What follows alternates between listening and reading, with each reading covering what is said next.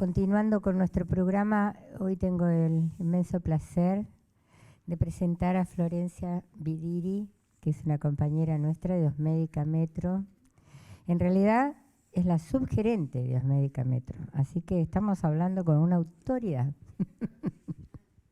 Bueno, también trabaja, por supuesto, en auditoría médica en otras obras sociales, como es OSPENA, que es la obra social del personal naval, y de Cientis, que es una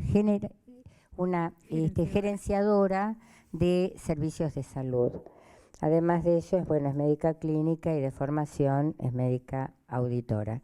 Así que nada más que escucharte. Muchas gracias, Marta. Bueno, bienvenidos a todos. El tema que me asignaron para hablar en esta tarde va a ser nomenclador nacional, ¿sí?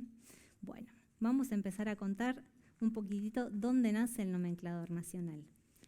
El nomenclador nacional nace en el 1970 a través de la ley 18.610, que es la ley de las obras sociales, a través de la creación del INOS, ¿sí?, que es el Instituto Nacional de las Obras Sociales.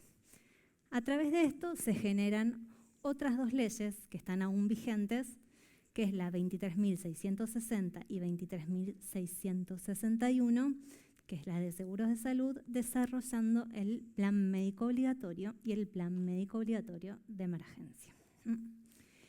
Este nomenclador determinaba un valor para cada prestación de salud, ¿sí?, a través de unidades, el cual permitía calcular su valor en pesos, para que ésta pueda cubrir tanto los honorarios como los gastos de las mismas, ¿sí?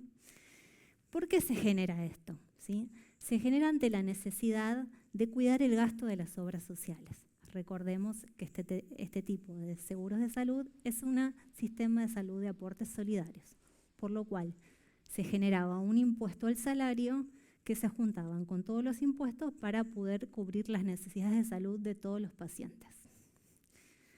Bueno, la siguiente. Es el catálogo de prestaciones médicas, bioquímicas y odontológicas creadas para regular la contratación de servicios. Y la intención del mismo era someter los convenios de seguridad social a un régimen de valor preestablecido, ¿sí? Es un instrumento de consulta permanente para toda persona vinculada a la gestión administrativa en instituciones de salud. Actualmente, los prestadores de servicios de salud pueden garantizar la cobertura y el acceso a todas las prestaciones establecidas en este catálogo, que son de carácter obligatorio, tanto para las obras sociales como para las prepagas, sí, que es el mínimo a cubrir. Bueno, nos adelantamos un poquito. Bueno, ¿qué vamos a encontrar cuando abrimos un nomenclador? Vamos a encontrar que está dividido por especialidades, que está codificado, ¿sí?, que tiene normas generales, que tiene resoluciones inherentes al PMO y la resolución 310, que es la de medicación, que después vamos a ver. Y cuando nosotros tratamos de generar convenios, no nos tenemos que olvidar que no está todo incluido, sino que existen exclusiones, ¿sí?, que hay que considerar estas exclusiones a la hora de facturar, como por ejemplo soluciones parenterales, medicamentos, prótesis, suturas, etc. Vamos a poner un ejemplo. Si yo recibo la solicitud para realizar una hemicolectomía, ¿sí?, que sería un código, me llega la orden, código 080503. Esto está solo calculando gastos y honorarios, o sea, tenemos que, si nosotros generamos un convenio con algún prestador, tenemos que ver de incluir suturas, medicamentos, soluciones, diagnóstico por imágenes, laboratorios, pensión y demás, si lo queremos modular, ¿sí? Bueno, vamos a hacer la siguiente. Bueno, el PMO, Plan Médico Obligatorio, ¿sí? El Plan Médico Obligatorio se divide en anexos. El anexo 1 es donde vamos a ver todas las coberturas básicas, ¿sí? Vamos a empezar un poquitito a hablar de la atención primaria de salud. Permiso. Bueno, atención primaria de la salud. Se reafirma el principio de que este programa médico obligatorio está basado en los principios de atención primaria de la salud, entendiendo a la misma no solo como la cobertura del primer nivel de atención, sino y fundamentalmente como una estrategia de organización de los servicios sanitarios. Por lo tanto, se sostienen los principios de privilegiar la preservación de la salud antes que las acciones curativas, ¿sí? Es decir, un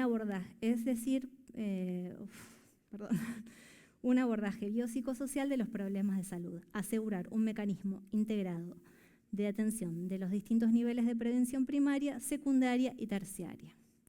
Hay que proveer de cuidados continuos a los beneficiarios, privilegiando la atención a partir de un médico de familia que sea el responsable de los cuidados de los beneficiarios y donde los mismos tengan el derecho a conocer el nombre de su médico, así como también los demás proveedores de los servicios, obligando a conocer y acompañar de forma integral a los pacientes en el cuidado de su salud, a la recuperación de la misma y la rehabilitación. Más vale prevenir que curar, ¿sí? Bueno, la siguiente. Bueno, programa de atención primaria y secundaria. Generalmente se debe acordar en colaboración con las autoridades jurisdiccionales. Esto en la práctica a veces no sucede así, ya que la mayoría de las obras sociales tienen cobertura en todo el territorio, sobre todo ahora con las desregulaciones, generalmente tienen afiliados en todo el país. Bueno, en todos los casos será obligación de los agentes del seguro la entrega de un listado de personas que estén bajo el programa, el cual deberá ser elevado en forma trimestral a la Superintendencia de Servicios de Salud en conjunto con la información requerida en la resolución 650. No sé si la conocen, la resolución 650, ¿sí? Que son todos los listados de patologías, internaciones y demás, que siempre ellos nos están controlando con esto. Y sus modificatorias. Bueno, en todos los casos, para que un programa de prevención sea reconocido como tal, los agentes del seguro deberán especificar objetivos, metas, recursos humanos, recursos materiales, guías de atención, mecanismos de evaluación y resultados esperados. Los mencionados programas deberán presentarse en la Superintendencia de Servicios de Salud. Recordemos que en todas las obras sociales, una vez por año tenemos la famosa auditoría social, ¿sí? Donde nos van a pedir todos estos datos, las campañas de prevención, todo lo que se hace en los afiliados, la cobertura y demás, ¿sí? Bueno, los agentes del seguro de salud deberán adaptar los programas de prevención a las características sociodemográficas particulares, además de los otros planes que consideren procedentes por las características de la gente. Bueno. Plan materno-infantil, ¿sí? Esto está especificado, el plan materno-infantil, que es: se dará cobertura durante el embarazo y el parto a partir del momento del diagnóstico y hasta el primer mes luego del nacimiento para la mamá, ¿sí? Y atención del recién nacido hasta cumplir los 3 años de edad. Todo con cobertura al 100%, tanto en internación como en ambulatorio, y exceptuando el pago de todo tipo de coseguros para las atenciones y medicaciones específicas. Esta cobertura comprende embarazo y parto, consultas y estudios de diagnóstico exclusivamente relacionados con el embarazo, el parto y el puerperio, ya que otros tipos de estudios tendrían la cobertura que rige al resto de PMO. Psicoprofilaxis obstétrica, que es el famoso curso de preparto, ¿sí? Medicamentos exclusivos relacionados con el embarazo, parto con cobertura al 100%. Por ejemplo, si viene una mamá y hace una consulta, está embarazada por una angina y me pide amoxicilina, eso va a ir al 40%. ¿Sí? Bueno, en la parte infantil será obligatoria la realización perinatológica de los estudios para detección de la fenilcetonuria, del hipotiroidismo congénito y las enfermedades de fibrosis quística del recién nacido. Deberán cubrirse las consultas de seguimiento y control, las inmunizaciones de periodo, cobertura del 100% de la medicación requerida para el primer año de vida, siempre que éste figure en el listado de medicamentos esenciales. Y después, con el fin de estimular la lactancia materna, no se cubrirán leches maternizadas o de otro tipo, salvo expresa indicación médica con evaluación de auditoría médica. Hoy por hoy, en la resolución 409, la leche maternizada está indicada hasta los 6 meses de edad con determinadas particularidades, tiene que tener la orden médica y se da como, por ejemplo, en pacientes de bajo peso, pretérminos, o en situaciones donde la mamá no pueda amamantar al bebé, como una hipogalactiae o una mamá H positiva, ¿sí? Bueno. ¿Vamos bien hasta acá o voy muy rápido? Vamos bien, bueno. Bueno, los programas de prevención de cánceres femeninos, en especial cáncer de mama y cuello uterino, es fundamental esto, ¿sí? Diagnóstico y tratamiento de todas las afecciones malignas, siempre con la cobertura de las medicaciones que figuren en los protocolos de programa de garantía de calidad de la atención médica. Está excluido de la cobertura todo tipo de tratamiento y o protocolo de carácter experimental o fase de prueba, ¿sí? Esto no tenemos obligación de cobertura, una fase experimental. ¿Está bien? Bueno. Odontología también abarca el PMO, tiene en el anexo 1, ¿sí? Abarca todo lo que es odontología preventiva, campos de prevención, floración, campañas de educación para la salud bucal. Bueno. Las prestaciones a brindar. Hay que asegurar la consulta en consultorio y en internación. Asegurar la consulta de urgencia y emergencia en domicilio. Este ítem ahora, que es un poco polémico, el tema de la atención en domicilio y los traslados. Cuando un paciente sea mayor de 65 años y no pueda movilizarse, hay que asegurar consultas programadas en domicilio con un coseguro para cada visita, ¿sí? Es mejor que el paciente esté atendido y no se deje estar para que después sea una complicación para el paciente. En todo otro grupo etario donde el paciente esté imposibilitado de desplazarse, queda a discreción de la auditoría del agente de seguro de salud la atención programada en domicilio. Puede ser atención programada en domicilio, también puede ser a través de traslados, ¿sí? Bueno, prácticas y estudios complementarios ambulatorios, diagnósticos y terapéuticos. Todas las prácticas diagnósticas y terapéuticas detalladas en el anexo 2, que ese básicamente es el catálogo de la presente resolución, considerando el material descartable y los medios de contraste como parte de la prestación que se realizan, son de cobertura obligatoria por todos los agentes de salud. Bueno, en internación, ¿sí? Se asegura el 100% de cobertura en la internación, cualquiera sea de sus modalidades, institucional, hospital de día o domiciliaria. Todas las prestaciones y prácticas que se detallan en el anexo 2 se encuentran incluidas dentro de la cobertura. La cobertura se extenderá sin límite de tiempo, a excepción de lo contemplado en lo que es salud mental, ¿sí? Bueno, salud mental. Se incluyen todas aquellas actividades de fortalecimiento y desarrollo y comportamiento y hábitos de la vida saludable como forma de promoción de la salud en general y de la salud mental en particular. Actividades específicas que tienden a prevenir comportamientos que puedan generar trastornos y malestares psíquicos en temas específicos como depresión, suicidio, adicciones, violencia familiar y maltrato infantil. Es importante que las obras sociales hagan prevención, que difundan canales sobre cómo comunicarse o dónde pedir ayuda sobre estos temas. ¿Sí? Muchas veces los hacen a través de las páginas de internet, difundiendo teléfonos, difundiendo mails donde se puedan comunicar estos pacientes que sientan la necesidad de hacerlo. Los agentes de seguro de salud propiciarán las prácticas de promoción de salud mental mediante el desarrollo de actividades de acorde a las modalidades que consideren pertinentes para su población beneficiaria.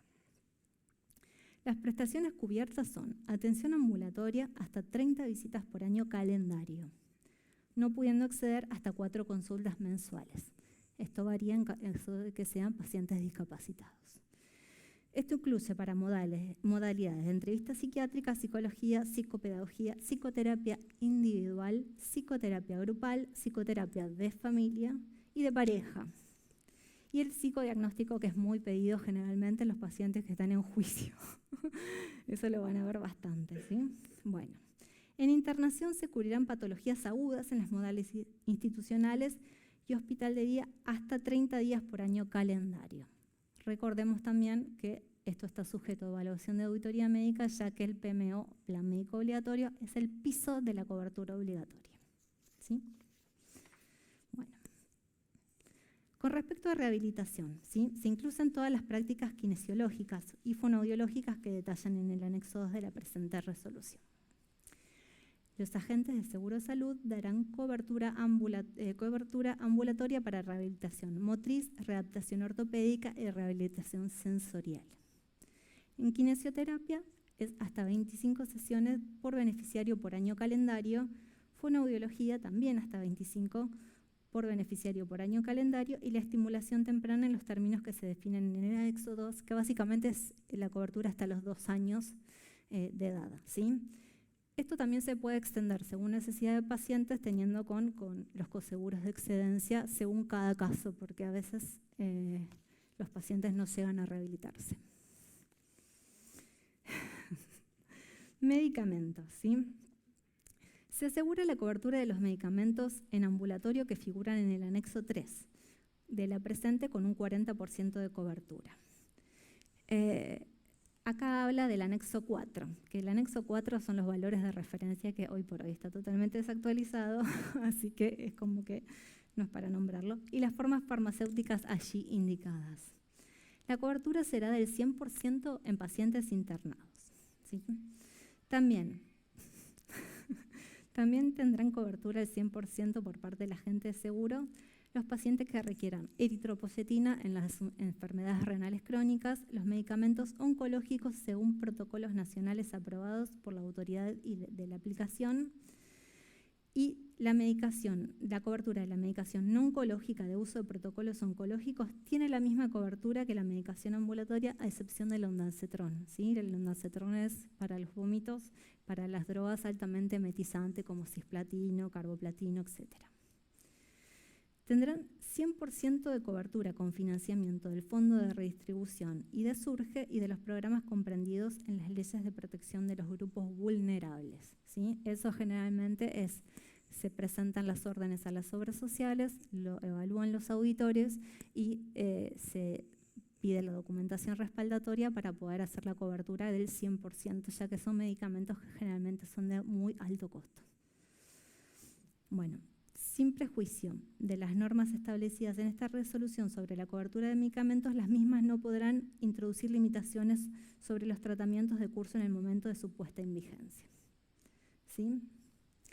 Después tenemos la resolución 2820 de 22, que es de la cobertura de insulina, que es una de las últimas resoluciones de diabéticos.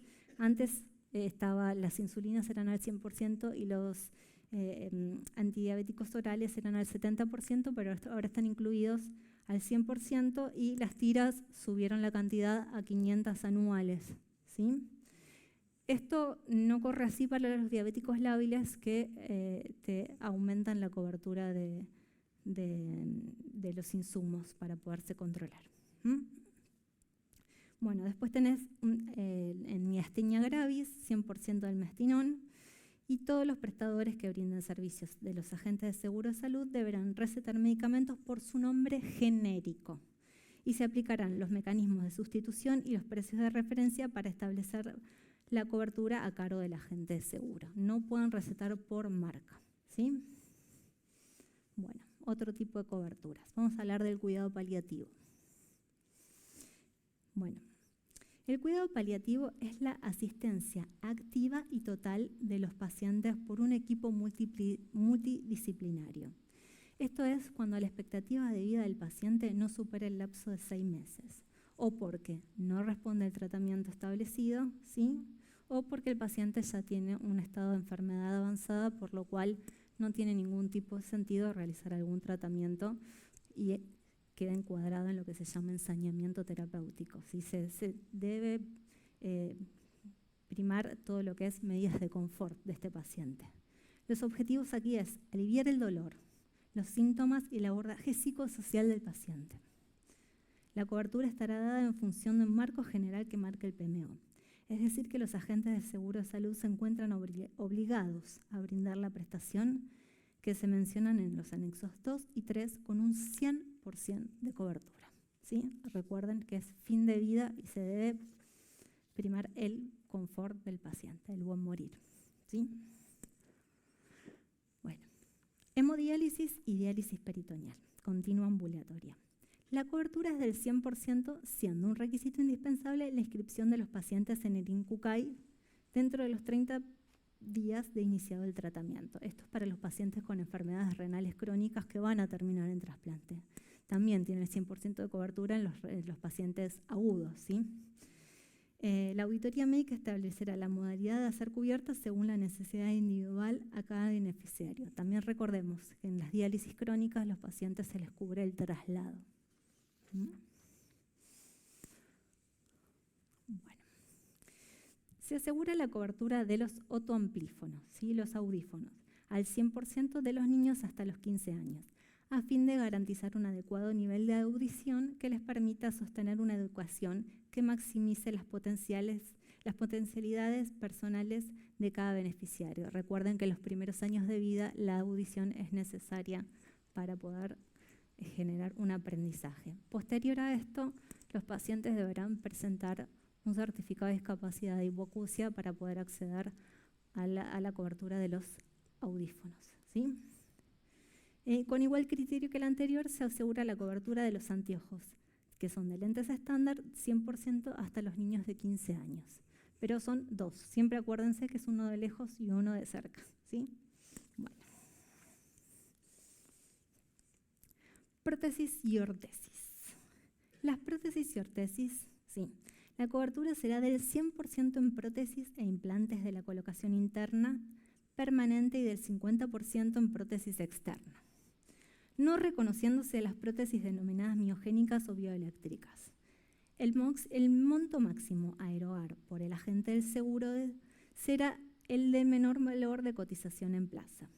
Las indicaciones médicas se efectuarán por nombre genérico, sin aceptar sugerencias de marca, proveedor o especificaciones técnicas que orienten a la prescripción encubierta de determinado producto. El agente de seguro deberá proveer la prótesis nacional según indicación. Solo se admitirán prótesis importadas cuando no exista similar nacional, ¿sí? Y la responsabilidad del agente de seguro se extingue al momento de la provisión de la prótesis nacional, después queda a cargo del médico que efectúa el pedido. Bueno, coseguros, ¿sí? Las prestaciones cubiertas por agentes de seguro no abonarán ningún tipo de coseguros por fuera de los descriptos que presente la resolución. Están exceptuados del pago todo tipo de coseguros la mujer embarazada desde el diagnóstico del embarazo hasta 30 días después del parto, en todas las prestaciones inherentes al estado de embarazo, parto puerperio de acuerdo a normativa, ¿sí? Y las complicaciones y enfermedades derivadas del embarazo, parto y puerperio hasta su resolución, ¿sí? Generalmente todo se corta al mes de haber nacido, pero no, si hay una complicación posparto, debe estar exceptuada del coseguro. Las complicaciones, el niño hasta cumplido el fin del plan médico obligatorio de acuerdo a normativa, los pacientes oncológicos de acuerdo a normativa y los pacientes con discapacidad también. Bueno, vamos a hablar ahora un poquitito del verdadero catálogo, ¿sí? El anexo 2 es el anexo donde todos vemos las codificaciones y los catálogos. ¿Sí? Dice que los agentes de seguro de salud garantizan a través de sus prestadores propios o contratados la cobertura y acceso de todas las prestaciones incluidas en este presente catálogo. Las prácticas consideradas de alto costo necesarias para el diagnóstico y tratamiento de patologías de baja incidencia y alto impacto económico y social han sido normatizadas para asegurar el correcto uso de la tecnología y establecer los alcances de su cobertura, evitando la inadecuada utilización de dichas prácticas. El agente de seguro de salud podrá ampliar los límites de cobertura de acuerdo a las necesidades individuales de sus beneficiarios. Bueno, atención secundaria. Los agentes de seguro de salud se encuentran obligados a brindar exclusivamente las especialidades reconocidas por la Autoridad Sanitaria Nacional. Bueno, cuando se crea este catálogo se genera a través de unidades, ¿sí? ¿Qué son las unidades? Son unidades arancelarias donde permiten hacer un cálculo que también están en otras ramas, por ejemplo en abogacía es el JAST, en medicina es el galeno, ¿sí? Que permiten calcular un valor en pesos para poder costear los gastos de dichas prácticas. Por ejemplo, galeno es la unidad que calcula los honorarios médicos. Los gastos quirúrgicos es la unidad que calcula los gastos de las cirugías comprendidos generalmente entre los códigos 01 y 13. Los gastos radiológicos comprenden todas las prácticas de diagnósticos por imágenes, ¿sí? Como los códigos 18, 26, 32, 34 y 36, que abarcan ecografías, ecodoppler, medicina nuclear, ¿sí? Resonancias, tomografías. Gastos de pensión. Sirven para calcular gastos de hotelería en institución médica, ¿sí? Gastos bioquímicos. Calcula la unidad de todas las prácticas realizadas en laboratorio. Bueno, ¿cómo se codifican? Cuando abrimos un nomenclador, ¿sí? Que lo tengo por acá, después se los muestro, vamos a ver que están codificados con 3 pares de dígitos. ¿Cómo se lee esto? ¿Sí? Los 2 primeros números abarcan la región anatómica. Por ejemplo, 01, operaciones del sistema nervioso, 02, operaciones de la visión, 03, operaciones de la parte del oído, 15, anatomía patológica, etc. ¿Sí? Los segundos dígitos abarcan el órgano específico a actuar. Por ejemplo, 0101, operaciones de cráneo, 0102, operaciones intracraneanas, 0201, operaciones, o sea, del aparato de la visión en la órbita, 0202, operaciones del aparato de la visión, pero en los párpados, ¿sí? Y en los últimos 2 dígitos, ¿sí? Especifica la práctica realizada. Por ejemplo, 010101, que es el tratamiento quirúrgico del encéfalo meningocele. Bueno, ejemplos de uso del nomenclador, ¿sí? Teniendo en cuenta que los valores que figuran en el nomenclador impresos están caducos, se facturará de acuerdo a las actualizaciones que están emitidas por la Superintendencia de Servicios de Salud mediante resoluciones del Ministerio de Salud de la Nación con las planillas de convenios de las obras sociales, como por ejemplo nomenclador nacional por 1200, por poner un número, ¿sí? Eso depende del convenio que realiza cada financiador con su prestador. Se pone a los honorarios o gastos un valor monetario X, ¿sí? Acá están puestos ejemplos X, ¿sí? Por ejemplo, galeno 14 pesos, galeno práctica 3,94, galeno bioquímico, odontológico, etc. Bueno, vamos a ver, por ejemplo, cómo leer o cómo ver un caso cuando viene codificado, que generalmente pasa más que nada en los hospitales. Caso paciente que se le practica una biopsia de su vesícula operada, ¿sí? Que sería el 150102, que están los honorarios y los gastos que se tienen que multiplicar el valor que está del nomenclador por el valor puesto en el convenio, que se obtiene un número. Al gasto bioquímico o práctica de laboratorio, que es el proceso de la muestra, y el honorario del 420301 es el médico interviniente, ¿sí? Sumando todas esas multiplicaciones vamos a obtener el valor de la práctica, ¿sí? Bueno. El anexo, con eso damos fin a lo que es el catálogo del anexo 2, ¿sí? Ahora vamos a ver el anexo 3, que es el formulario terapéutico. Dice, las características que reúne este formulario son las siguientes. Los principios activos incluidos atienden el 95% de los problemas de salud que presenta la consulta ambulatoria. No se incluyen los medicamentos financiados a través del Fondo Solidario de Distribución por resoluciones de SURGE y leyes de protecciones de grupos vulnerables. Tampoco se incluyen los medicamentos de venta libre ni específicos para las patologías oncológicas, ¿sí? Bueno, evaluar necesidades. Los agentes del seguro de salud pueden ampliar la cobertura e incluir otros medicamentos, de acuerdo a las necesidades de beneficiarios y financiamiento. Recuerden siempre que un paciente bien medicado es un paciente que va a terminar gastando menos y es un paciente más sano.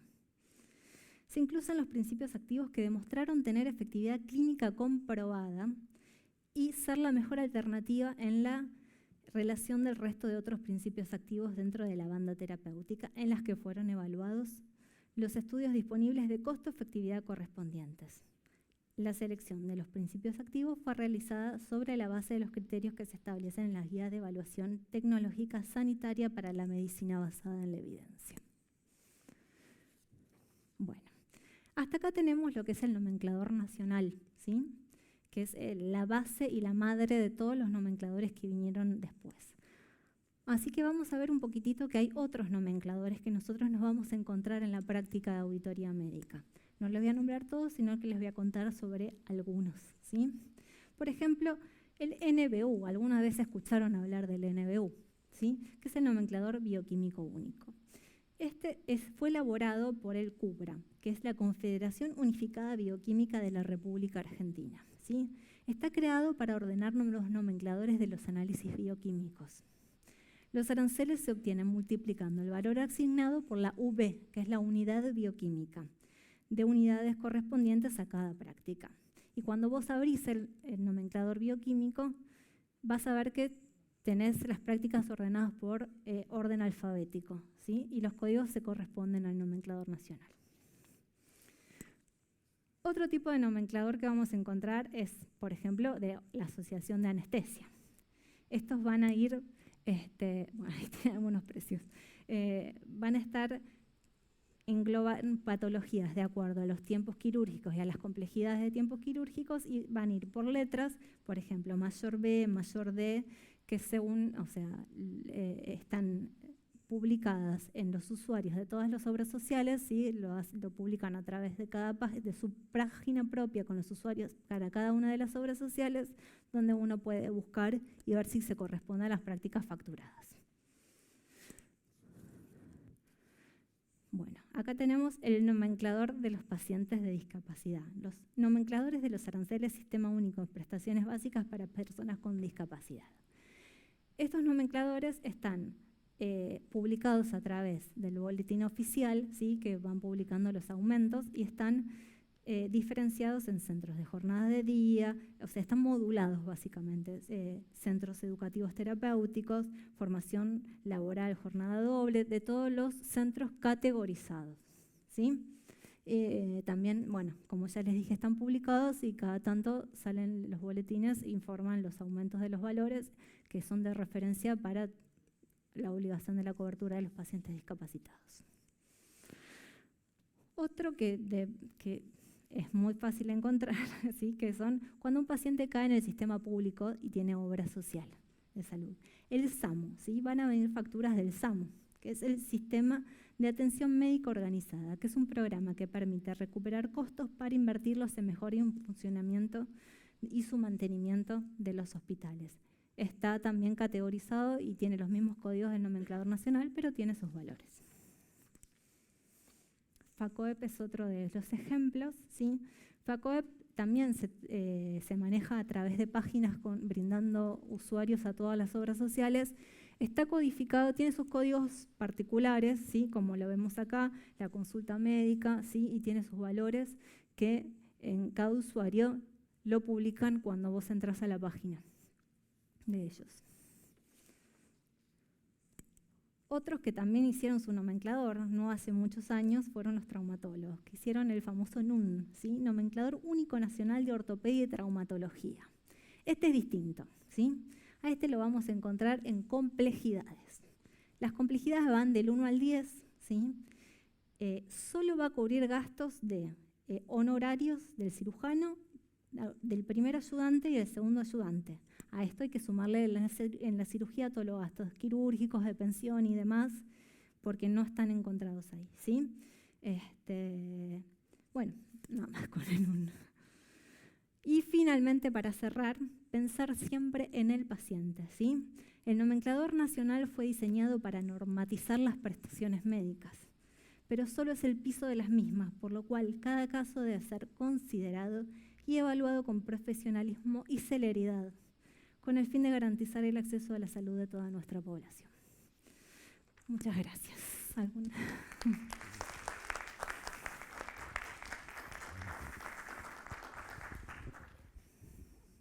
Tengo un nomenclador nacional, si alguien lo quiere leer.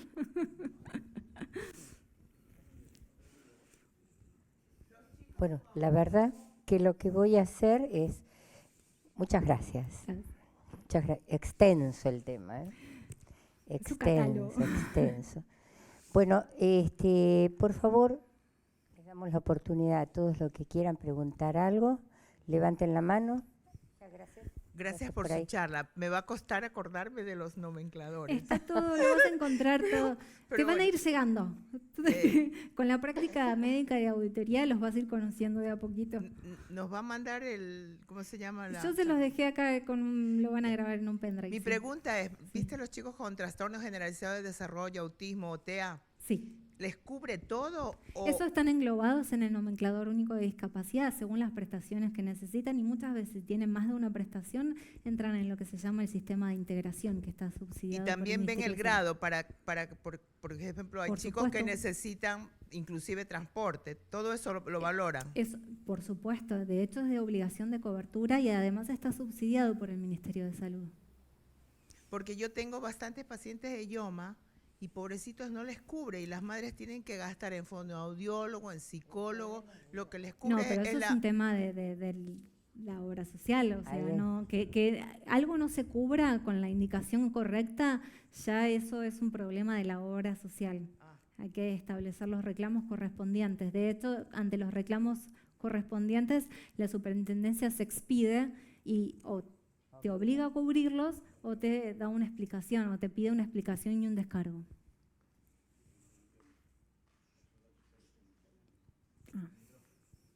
Marche preso. Marche preso. Bueno, están en los amparos. No, hay que aclarar una cosa, las obras sociales provinciales no están regidas por la Superintendencia de Servicios de Salud. De todas maneras, la ley de discapacidad sí obliga, pero no tiene nada que ver la super. Sí, ahí, todo el poder de ley se supera. Pero lo importante es que el paciente se maneja también, tiene derecho y si bien no lo da la super... Claro. Tiene mejores descuentos para mí. Claro. No está acá. Tengo una consulta que es de índole personal, básicamente Sí. me ocurrió a mí como paciente. Sí.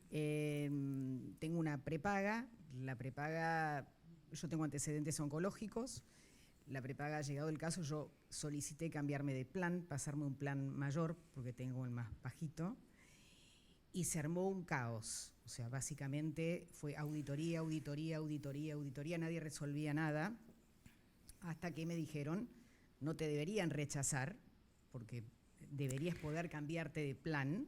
Sí. Pero claro, me pusieron una cifra que era absolutamente... Te pueden cobrar hasta 5 cuotas más. Bien, era... En realidad porque es un modelo de contrato, no es o sea, si bien lo que son las prepagas están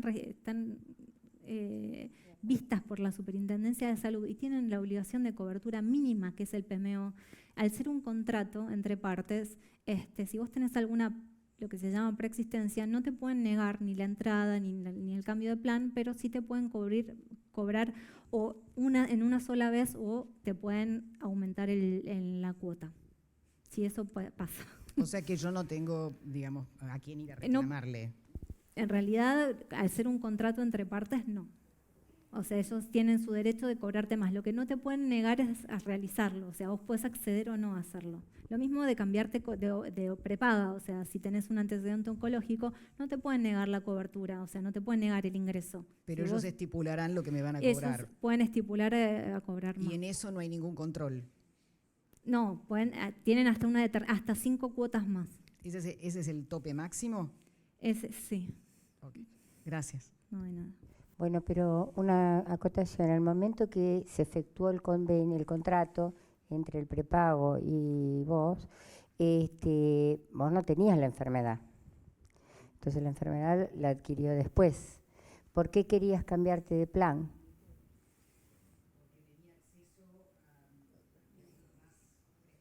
Porque las prestaciones básicas las tenés aseguradas. Vos querías cambiar de plan para tener acceso a otros prestadores. Bueno, ahí sí tienen que cobrarle. Sí, a mí la me ha pasado diferencia. particularmente también de ir y elegir al profesional y de repente que me digan no tenés turno de determinado plan, pero te tienen que dar la opción de cobertura de alguna manera. O sea, lo que no te pueden es dejar sin cobertura, pero te pueden decir este lugar sí, este lugar no, depende del plan, porque es un contrato entre partes.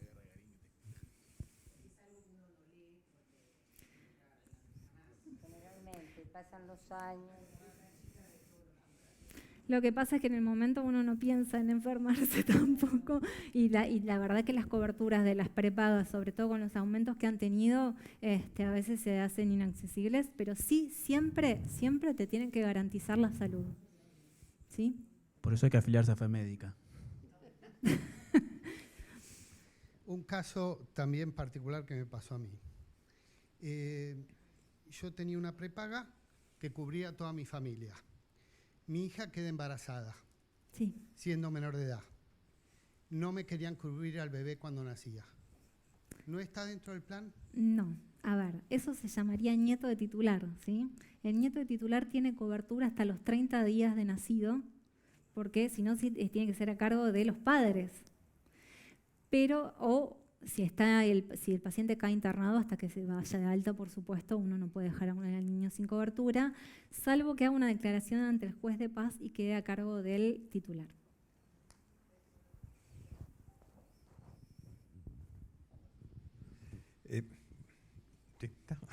Flor, pregunta, la eritropoyetina está incluida, obviamente. Totalmente, al 100%. Entonces, ¿tiene algún límite? Porque yo he tenido algunos pacientes que tenían problemas. Lo que pasa es que todo depende de la necesidad de eritropoyetina que tiene el Claro, por paciente eso y de te la pregunto. enfermedad renal. O sea, el límite es el criterio médico. Por eso hay que pedir la documentación respaldatoria. Sí, siempre. pero no hay un límite Límite no. anual o mensual, no. Hay un piso, no hay un límite. Ahí está, perfecto. Pero eso siempre por eso, siempre documentación respaldatoria. Nunca Sí, se olviden de que a veces hay barbaridades pedidas, quizás los médicos están apurados y se confunden, ¿no? Siempre hay que leer bien y pedir toda la documentación respaldatoria completa al momento de autorizar las prestaciones. No, esto te pregunto porque tengo 2 pacientes que están usando eritropoyetina por insuficiencia renal. Con el pedido lo hace el nefrólogo directamente, no lo hago yo. Es decir, Sí. pero así todo ha habido que casi llevar armas de fuego para que... No, lo tenés que ubicar como corresponde, eso es siempre, pero no solo para la eritropoyetina, sino para todas las prestaciones. Bueno, muchas gracias por la charla. Una pregunta, en todas las especialidades que avanza tanto la farmacología, hay medicamentos de alto costo. Muchísimos. Y que en general caen por fuera del nomenclador o prácticas a veces. ¿Qué sucede en esos casos? Se evalúa caso por caso, ¿sí? Porque a veces conviene cubrir al paciente y no tener que pagar una internación. Siempre hay que evaluarlo, o sea, hay que estudiar. Yo creo que de todo lo que estamos acá, la medicina que estudiamos la vemos en los capítulos de Dr. House, nada más. Porque avanzó un montón la medicina, o sea, es otra era. Sí. Entonces eso hay que actualizarse completamente, verlos, evaluar. Y si hay algo que uno no está muy de acuerdo, no está muy seguro, porque también hay pacientes que tienen tratamientos de elevadísimo costo, que pueden tener alternativas más bajas, o sea, de costos más bajos, hablar con el profesional que indica, que siempre generalmente es prestador nuestro, ¿sí? Porque a veces se llegan a algunos acuerdos. A veces no necesariamente tiene que ser el medicamento más caro, si costos elevados, pero que establezcan una relación beneficio-costo que sea adecuada tanto para el paciente como el agente financiador. Y la otra pregunta era, ¿todas las obras sociales están obligadas a realizar la detección en el neonato de fenilcetonuria, fibrosis quística? Totalmente. Y es el FEI ampliado. ¿Y eso lo hacen realmente? Por supuesto, te tiene que venir en la historia clínica, es obligatorio. Pero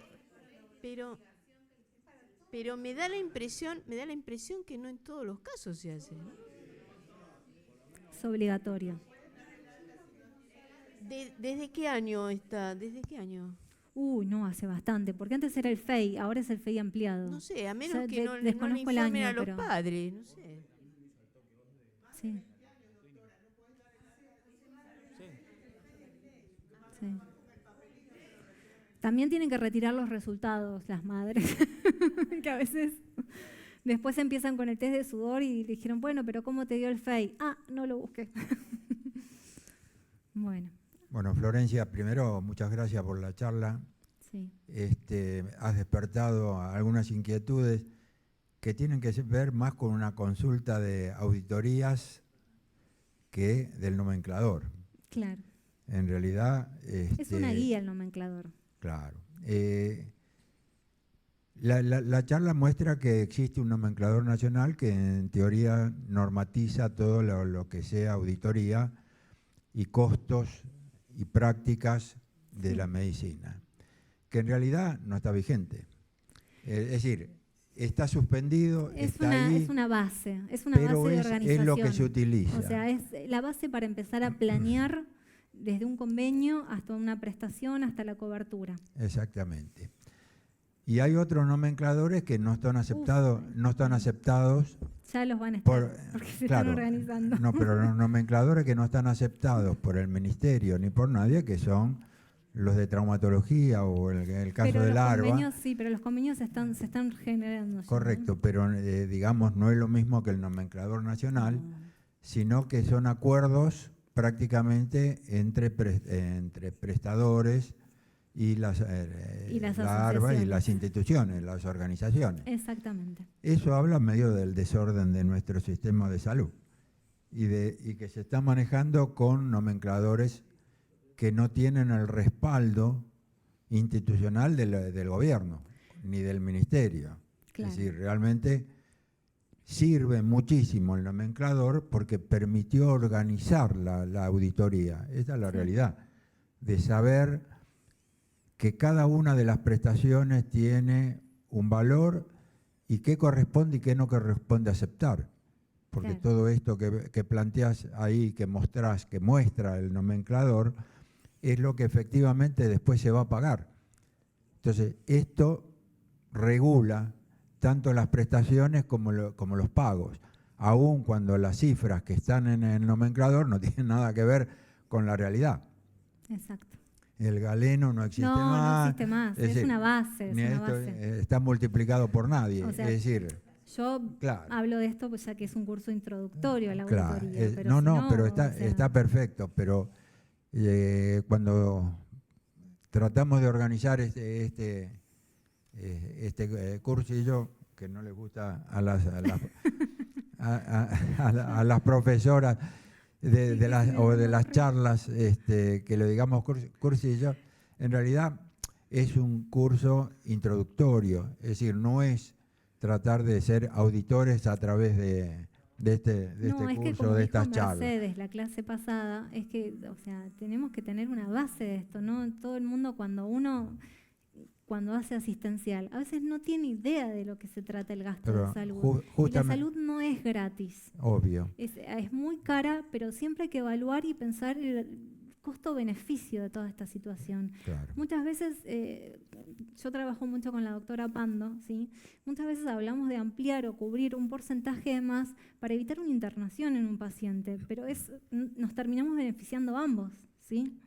No, correcto. Es decir, el asunto es nuestra idea era mostrar a muchos dirigentes sindicales cómo es el tema de la auditoría y qué es lo que uno tiene que tener en cuenta. Y a muchos médicos puramente asistenciales que no tienen ni idea de cómo funciona toda la auditoría. Y después, más que nada, para evitar las protestas contra los auditores que aceptan o no aceptan, muchas de las veces no está dentro del nomenclador.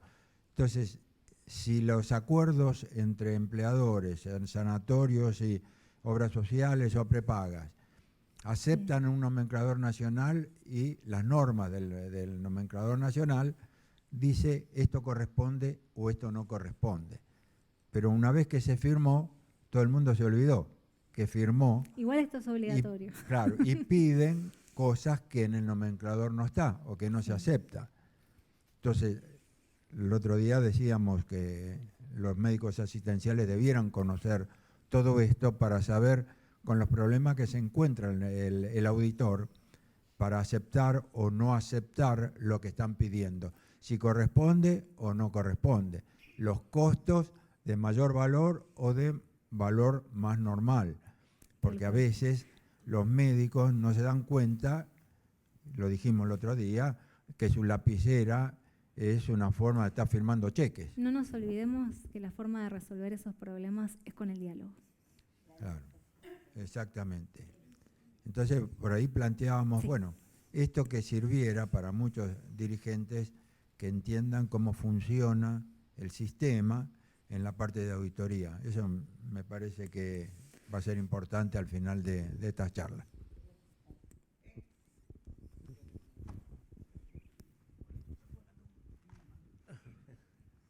Con este cante. No, ¿cuánto hace que no se actualiza el nomenclador nacional? El nomenclador es del año 2002. ¿Del 2002? No, igualmente hay resoluciones posteriores que, o sea, se hay agregaron modificatorias, cosas. Claro, por ejemplo, la de diabetes es del 22, o sea, no, hay cosas que fueron cambiando. La de anticoncepción varió también un montón, no todo es tan así. Hay muchas resoluciones posteriores al nomenclador, por eso esta es la base, ¿sí? Que fueron modificando la cobertura. No se olviden que salió la ley de celiaquía, la de obesidad, la de planificación, sí, salud mental. Hay muchas, o sea, esto es la base y de donde nacen todas las cosas, si no da para mucho más. Entonces es un nomenclador remendado. Claro. Porque, por ejemplo, yo, que voy a hablar de lo mío, que es salud mental, veo que sigue apareciendo 30 sesiones de todo, que da lo mismo la psicoterapia, la psiquiatría, la psicología, la psicopedagogía, por año, y los 30 días de internación psiquiátrica que, si me dio por la ley de salud mental, no debería ni siquiera existir el término. Es el piso. Por eso... A riesgo, claro. Y no aparecen todos los otros mecanismos alternativos a la internación, por ejemplo. Pero, si vos tenés que, pero Marcela, si... Sí. Eso es lo que quería decir.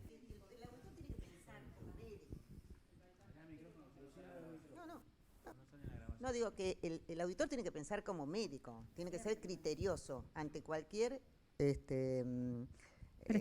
prestación que, digamos, aparece arriba del escritorio, como decimos nosotros.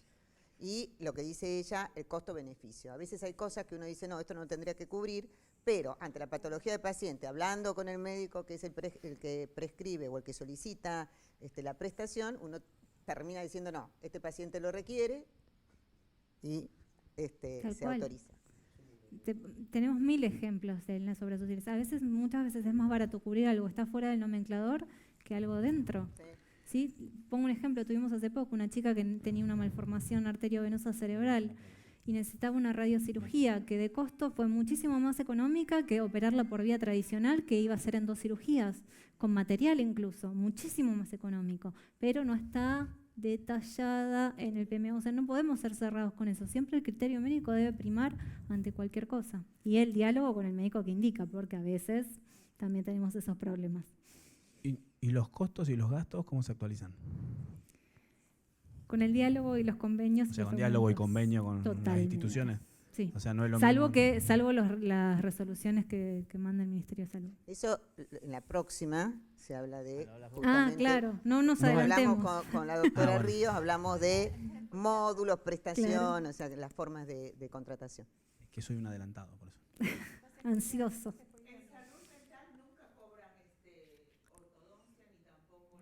¿Qué tiene que ver la ortodoncia con la salud mental? Salud dental. Sí, en la salud mental, ¿sí qué pasa? No, la dental. Dental, se equivocó. Dental. No, ella dice dental. Sí. Sí. Hasta los 15 años los aparatos removibles. Claro. Nada más. Nada más. Lo demás es estética. No, las extracciones, las caries y todo eso sí se cubren. Sí. Las prestaciones básicas de odontología sí están garantizadas. Pero las carillas, ya los implantes, no. Perdón. Sí. Una pregunta, a ver si por ahí lo conoce o no. El tratamiento de la sífilis. Sí. ¿Sí? está cubierto al 100%. ¿Cuál de todos? ¿Cómo? La pubaterapia, los monoclonales. No, el tratamiento de la sífilis clásica. Perdón, la sífilis, sí, la penicilina. Sí, la penicilina. Sí, al 40%. Al 40%. Exactamente. Ahora, bien. El tratamiento de la sífilis en la embarazada está cubierto al 100%. Al 100%, exactamente, y de la sífilis congénita también. Claro. El tratamiento de la sífilis en el HIV está cubierto al 40%. Exactamente. El tratamiento del HIV está cubierto al 100%. Al 100%. El HIV es una enfermedad de transmisión sexual y la sífilis también. Exactamente. En nuestro país aumentaron como 6 veces tremendamente los casos de transmisión de sífilis congénita. Exactamente. Lo que habla del fracaso del control de la embarazada. ¿Sí? Puede ser. Y sí. Sí, de la educación sexual también. Sí. Las embarazadas llegan a parir con sífilis que no se diagnosticó durante el embarazo y que quizás no tuvieron ningún control durante el embarazo. Sí, totalmente. Lo que yo no entiendo es cuál es la mentalidad de manejar un sistema de salud en donde una misma enfermedad tenga o no cobertura. Porque si no tratamos la sífilis en cualquiera de sus formas, vamos a seguir pagando la atención de esos 700 casos de sífilis congénita que hay por año en el país. Lo que pasa es que, primero para llegar al diagnóstico tiene que el paciente haber concurrido a un sistema de salud. El paciente llega sin concurrir. Hay mucha pobreza, mucha falta de educación, que eso es lo que aumenta también los casos de sífilis. El por qué la cobertura del 40% es porque depende del estadio, no es una enfermedad crónica, sino que en la enfermedad aguda son unos días de penicilina. La salud si es al 100% para todos, se desfinancia el sistema de salud. Entonces uno tiene que evaluar. Ahora, si uno ve que el paciente de repente no puede tener acceso al sistema de salud, lo evalúa en forma personal, ¿sí? A las embarazadas y a los niños sí se le da la cobertura al 100%, pero no es una enfermedad de por vida como el HIV. No todo es al 100%, algo tiene que aportar porque si no el sistema no sirve. Quizás salga una resolución. No, quizás salga una resolución más adelante.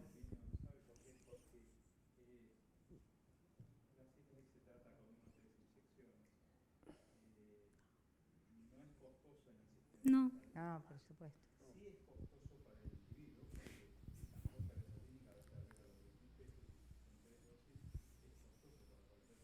Ahora está todo por arriba de los 10.000 pesos.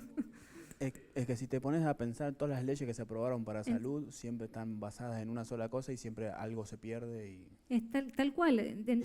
Podemos evaluar cubrir los antihipertensivos al 100% para evitar los ACV y los infartos, que son las primeras causas de muerte. Bueno. Pero no.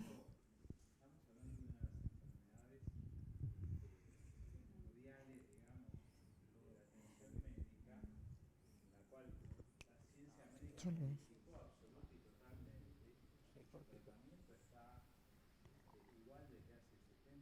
Sí.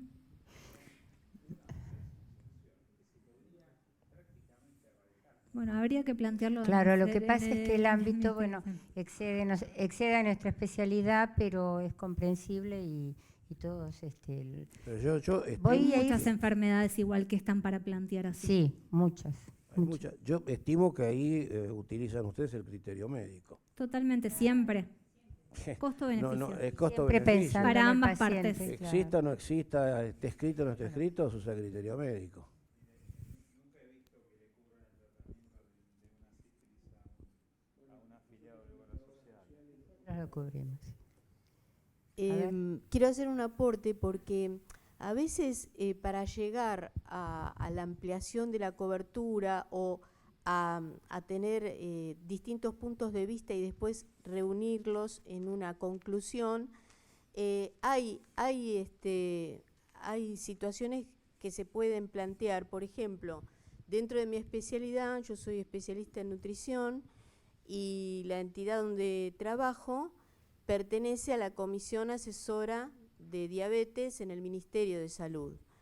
Y esta comisión asesora, bueno, a veces con más frecuencia, con menos frecuencia, se reúnen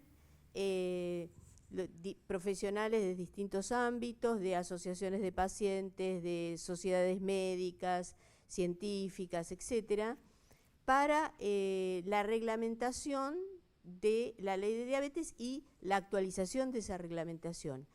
Y bueno, y ese es el ámbito para discutir y para decir por qué sí, por qué no, sí. y se llega a un buen fin. Por Creo algo que en diabetes en hubo adelantos. Claro, sí. Es cuestión Tendría de que sentarse a pasar lo hablar. mismo en otras especialidades. Exacto. ¿No es cierto? Sí, buenas tardes. ¿Qué tal? Un Buenas lujo tardes. la charla. Quería hacerte una consulta. Sí. En auditoría post, o sea, de liquidación. Sí, de facturación. Exacto. A mí me llegan un montón de historias clínicas y siempre tengo esas preguntas que no tengo a nadie con quien consultar, que por ejemplo te dicen cualquiera de estos códigos quirúrgicos y te dicen misma vía, distinta vía, sí. distinta patología.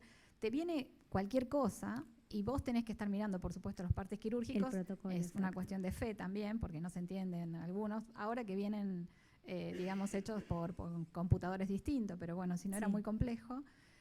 Y generalmente no dice lo que te están poniendo como código del nomenclador. Mira, generalmente te van a pedir una autorización previa a la facturación. Sí, que no todas las veces. No, generalmente, te cuando digo, tenés, generalmente. qué sé yo, Y 50 prestadores es muy complejo. No, pero generalmente incluso hasta te viene la autorización previa a la facturación donde te ponen módulo 3 más 50% de módulo 2, bla, bla. Vos ahí vas a pedir tu protocolo quirúrgico, lo vas a leer y te vas a ir a tu convenio, ¿sí? Porque muchas veces es 100% del mayor valor, claro. y 50%, 75% o 25% si son más de 2 códigos, según el convenio que vos tengas generado. Pero siempre leer los protocolos quirúrgicos, siempre. Siempre, porque generalmente no condice siempre con lo que... piden un poquito de más a veces. Sí, claro, sí, o después te dicen, bueno, pero como es una práctica no convenida, pusimos otro código. No, vos podés, ahí, bueno, una vez que esté hecha la prestación, vos lo podés o homologar o discutir, y si no, lo podés derivar a un prestador donde ya lo tengas convenido. Esa es buena.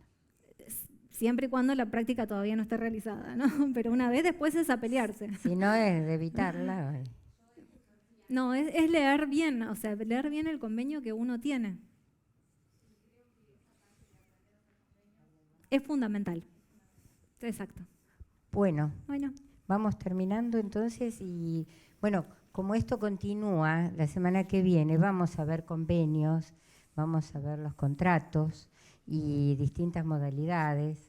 Así que como que sigue esto y quizás podamos ayudar un poco en dilucidar algunos temas que ahora quedan un poco en el aire. Así que muchísimas gracias. ¿Dónde están? Gracias a todos por venir. Las flores. Están abajo. Bueno, nos vemos el lunes que viene. Miren que está la doctora Pando y voy a estar yo. Así que...